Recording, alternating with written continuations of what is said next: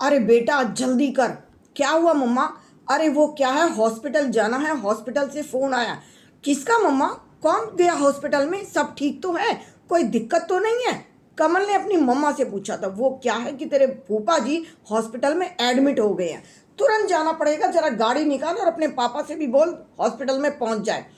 क्या हुआ फूफा जी को? कोई बात हुई है क्या? अरे होना क्या था, तेरी बुआ को कौन समझा सकता है, हम तो उनको कुछ कह भी नहीं सकते हैं। इतना बोलती है, इतना बोलती है कि उन्हें बार बार कहते थे थोड़ा सा शांति रखा करो दीदी, थोड़ा शांति रखा करो। घर में इतनी चिक चिक किचकिच अच्छी नहीं हुआ करती है। क्या हुआ मम्मा? कुछ नहीं, गाड़ी में बैठ पहले फटाफट और थोड़े से कुछ पैसे जेब में डाल ले। और सुन, मेरे वाला एटीएम रख लेना, पता नहीं वहाँ कितनी ज़रूरत पड़ जाए। तेरे फूफा जी का मामला है। कुछ नहीं, कुछ भी हो, लेकिन है तो घर की लड़की, कितना उनको कहते थे। और मैं तो कभी डर की वजह से उनके सामने कुछ बोल भी नहीं पाई। और जैसे तैसे करके माँ कमल को लेकर गाड़ी में बैठकर चली गई थी। और गाड़ी स्टार्ट करती हुई रास्ते में कमल ने पूछा था, मम्मी क्या हो गया ऐसे फूफा जी को? होता क्या, कई बार उन्हें समझाया था कि बुढ़ापा चैन से काटना चाहिए। और बुढ़ापा तब कटता है जब हम कुछ चीज़ों का ध्यान रखते हैं, तब कटता है। लेकिन तेरी बुआ किसी एक की चलने ही नहीं देती है। वो तो हमारी नहीं चलने दी उसने, हमारे घर में हमारी ही नहीं चलने देती थी। हमेशा मम्मी जी को भड़का कर ही रखती थी। पता नहीं कौन से मंत्र फूकती थी कि उसके जाते ही मम्मी वहीं से बोलना शुरू कर देती थी। हम तो चुप रह जाते थे। ये था कि 2-4 दिन रहेंगी और अपने घर चली जाएंगी। लेकिन अपने घर में जैसे उन्होंने तांडव मचा रखा है। अरे बेटा बहू है घर में, उन्हें चैन से रहने दो। ना चैन से बैठने देती, ना चैन से खाने देती। क्यों मम्मी, ऐसा क्या करती हैं बुआ? क्यों, तूने नहीं देखा बचपन से बुआ का स्वभाव कैसा है? पैसे को तो अपने मुट्ठी में रहना, पैसा और पति दोनों मेरी मुट्ठी में होनी चाहिए, बाकी दुनिया गई भाड़ में। और रसोई रसोई में तुझे पता है, घर में जब झगड़े शुरू होते हैं ना, तो पहला झगड़ा हमेशा रसोई से होता है। मम्मी रसोई से होता है? हमारी रसोई में तो आपने कभी ऐसा कोई झगड़ा नहीं किया। मेरी बात छोड़, रसोई में अगर डिब्बा भी इधर से उधर हो जाए ना, तो तेरी बुआ तांडव मचा देती है। पैसा, सेहत, जुबान और खुद को खुश रखना, 4 चीजें ही बुढ़ापे को सुधार करती हैं। और तेरी बुआ की तो जबान कंट्रोल में है ही नहीं। सब कुछ करा धरा, सब कुछ बराबर करके रख देती है। और आज तेरे फूफा जी की जो हालत है ना, मैं तो वहां जाके भी चुपचाप बैठ जाऊंगी, कुछ भी नहीं बोलूंगी। क्योंकि आज भी तेरी बुआ अपनी चतुराई दिखा रही होगी कि मैंने कुछ नहीं करा, मैंने कुछ नहीं करा। तेरे फूफा जी को चैन से जीने नहीं देती। वो कहते ना, अपना खोटा सिक्का हो तो दूसरे को नहीं कहना चाहिए। तेरी बुआ की जो आदत है, वो ऐसी आदत है कि किसी को अपने से आगे बढ़ने ही नहीं देती है। भाई हम तो थक चुके, हमें तो बुढ़ापा आ गया। उसे आज तक ये नहीं पता चला कि बुढ़ापे में बच्चों के साथ रहते उनके अनुसार ढलना होता है।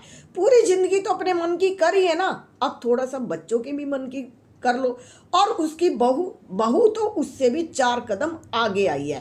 पहले उसने बहू को खूब दबाया, खूब दबाया।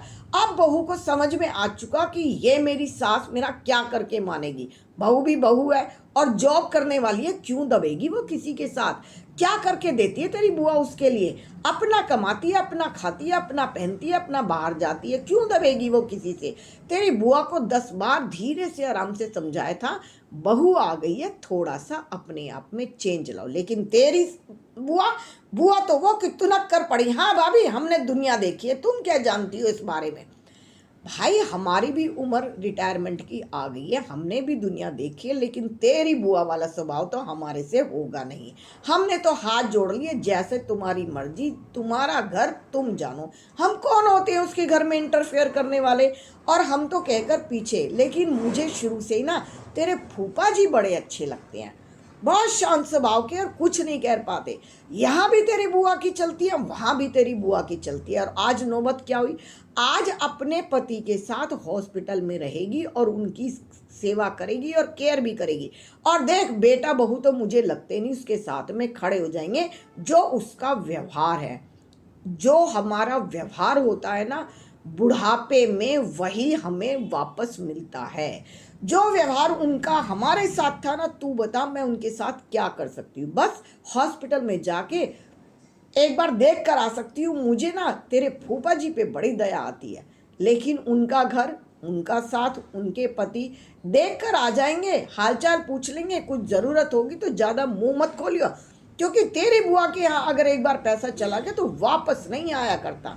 आप कमल ने कहा, कैसी बात करती हो मम्मा, सुख और दुख में ही तो पैसा लिया दिया जाता है, वो सब ठीक है, लेकिन पैसा वापस आने की उम्मीद मत करना और ये मत सोचना ये वापस आ जाएगा।